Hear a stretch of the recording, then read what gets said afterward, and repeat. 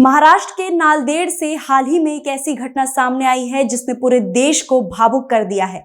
एक लड़की जिसने अपने प्रेमी के साथ 7 जन्मों का सपना देखा था, उसे जीवन भर साथ निभाने की कस्में दी थी, उसने अपने प्रेमी के निर्जीव शरीर के सामने खड़े होकर शादी की रस्में पूरी की।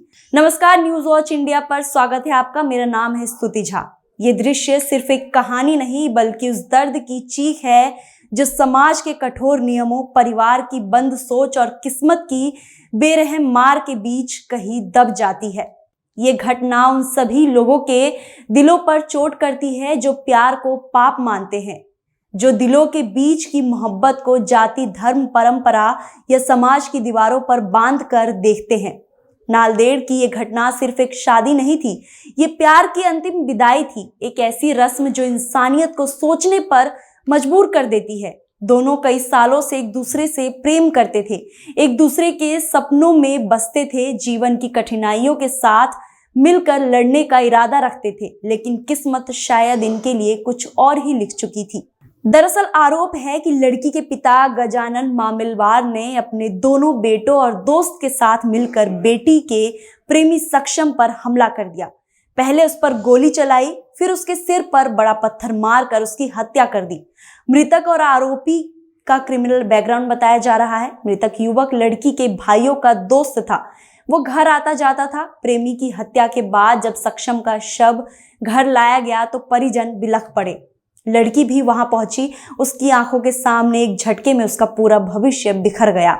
जिसके साथ घर बसाने का सपना देखा था, जिसको 7 फेरों में अपनी पूरी जिंदगी समर्पित करने का मन बनाया था, वही जिंदगी उसके सामने बिल्कुल शांत, ठंडी और निर्जीव पड़ी थी। जब लड़की को अपने प्रेमी की मौत की खबर मिली, वो टूट गई।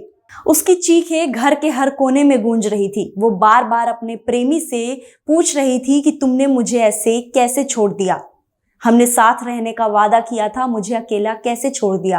वो माथे को सहला रही थी, उसके हाथ पकड़कर वापस आने की गुहार लगा रही थी, लेकिन सामने पड़ी लाश शांत थी, ठंडी थी और बेबस थी। खबर फैलते ही परिवार, समाज के लोग घर पहुंचे। किसी ने कहा कि ये गलत है तो किसी ने इसे अपमान बताया और कुछ लोगों ने लड़की के प्रेम को पाप तक कह दिया। लेकिन लड़की ने दृढ़ता से सबके सामने खड़े होकर कहा, जब वो जिंदा था तब तुमने मिलने नहीं दिया हमें, अब जब वो चला गया तो कम से कम मुझे उससे विदाई लेने का हक तो दो।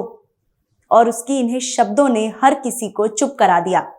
लड़की ने फैसला लिया कि वो अपने प्रेमी से शादी करके ही विदा लेगी। परिवार के कुछ सदस्य और मित्र भावुक होकर उसके साथ खड़े हो गए। धीरे धीरे घर के कमरे में एक छोटी सी वैवाहिक रस्म की तैयारी शुरू हुई। कौन सोच सकता है कि शादी जैसे पवित्र और खुशियों से भरे अवसर की रस्में एक मृतक शरीर के सामने पूरी की जाएगी। लड़की ने अपने हाथों से प्रेमी की लाश पर हल्दी लगाई। उसकी आंखों से बहते आंसू हल्दी में मिलकर एक ऐसी पीली पट्टी बन रहे थे जो सिर्फ एक रंग नहीं थी, बल्कि वो वियोग का प्रतीक, अधूरे सपने का प्रतीक और टूटे हुए दिल की आखिरी पुकार थी। फिर लड़की ने ट्रेम्बलिंग हाथों से अपने माथे पर सिंदूर लगाया। उस पल को देखकर वहां मौजूद हर कोई रो पड़ा। यह सिंदूर विवाह का नहीं था, विदाई का सिंदूर था। वहां किसी ने 7 फेरे नहीं लिए, किसी ने मंगलसूत्र नहीं बांधा, किसी ने मंत्र नहीं पढ़े, लेकिन लड़की ने प्रेमी के हाथ पकड़कर कहा, मैंने तुम्हारे साथ जीने का वादा किया था पर किस्मत ने हमें मौका नहीं दिया। मैं सिर्फ यही कहने आई हूं कि तुम चले गए हो, लेकिन मेरा प्यार, मेरी वफादारी और मेरी यादें हमेशा तुम्हारे साथ रहेगी। उसकी आवाज कांप रही थी, लेकिन उसका इरादा दृढ़ था। आपको दिखाते हैं कि लड़की ने बयान में क्या कहा है। 3 साल से साथ में थे, मतलब हमारा प्रेम संबंध था। मेरे घर वालों को पता चल गया था और वो जयपुर वाला होने की वजह से मेरे घर वालों ने साफ साफ मना कर दिया था उसके साथ शादी के लिए। क्या बोलते थे मम्मी पापा तुम्हारे? वो जयपुर वाला है, हम हिंदू है, इसीलिए। धर्म बदलने के लिए प्रेशर भी डाला गया था? प्रेशर नहीं, बस उसे बोला था कि अगर तुझे मेरी बेटी से शादी करनी है तो तुझे हमारा हिंदू धर्म में आना पड़ेगा। तो वो मेरे लिए ये भी करने के लिए तैयार हुआ था। अच्छा, फिर क्या वजह है, फिर इस तरह का मारने की क्या वजह थी जब वो तैयार थे सब? तो सक्षम आपके साथ में था, कब था? मेरे घर वाले बस मौके का इंतजार कर रहे थे कि कब उसे मार सके, और उन्हें उस दिन वो मौका मिल गया था, इसलिए ऐसा हुआ। और सक्षम आपको मिल के गया था, मिलने को आया था, या फिर वो कहाँ जाता बोलकर आपसे कुछ बात की? बात किया था सवेरे, क्या बताया? उसके बुआ को छोड़ने जा रहा था वो स्टेशन को। अच्छा। उसके बाद हमारी बात नहीं हुई, जब मुझे भी आइडिया नहीं था कि ऐसा कुछ होगा। अच्छा, तो ये सब कब पता चला आपको? कब पता चला ये सब?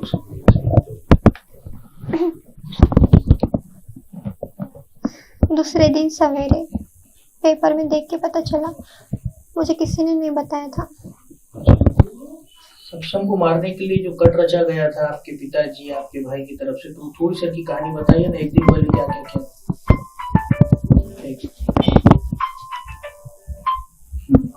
जी। जिस दिन सक्षम की हत्या हुई उस दिन सवेरे मेरा छोटा भाई हिमेश मामिडवार वो मुझे पुलिस स्टेशन को लेके गया था सक्षम पे केस डालने के लिए।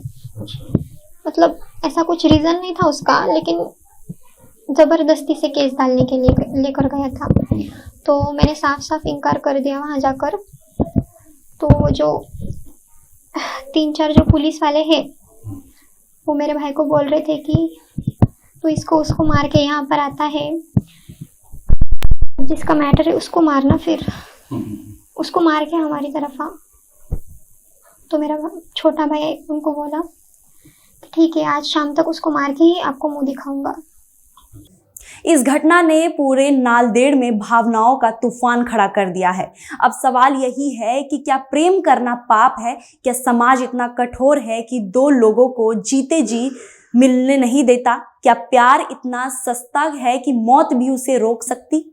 लड़की की हिम्मत ने यह साबित कर दिया कि सच्चा प्रेम मौत से भी बड़ा होता है। शायद दुनिया में बहुत कम ऐसे लोग होते हैं जो इतने साहसी होते हैं, जो समाज की परवाह किए बिना अपने प्रेम की अंतिम इच्छा को पूरी कर सकते हैं। शादी के बाद लड़की ने प्रेमी के अंतिम संस्कार तक वहां साथ रही। जब चिता को अग्नि दी गई तो लड़की की चीखों ने वहां मौजूद हर इंसान का दिल तोड़ दिया। वो बार बार कह रही थी कि तुमने कहा था कि हम कभी अलग नहीं होंगे। आज मैं तुम्हें खुद आग में जलते देख रही हूँ। उस क्षण को जिसने भी देखा वो जिंदगी भर भूल नहीं पाएगा। नालदेड़ की ये घटना हमें आईना दिखाती है कि प्यार आज भी संघर्ष है।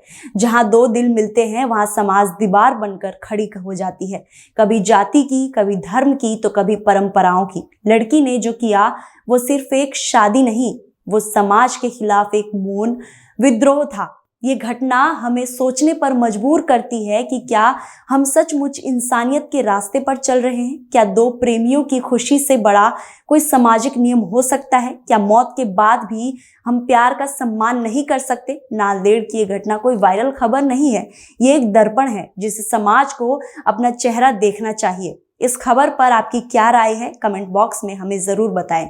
और अगर खबर आपको अच्छी लगे तो न्यूज़ वॉच इंडिया को सब्सक्राइब जरूर करें।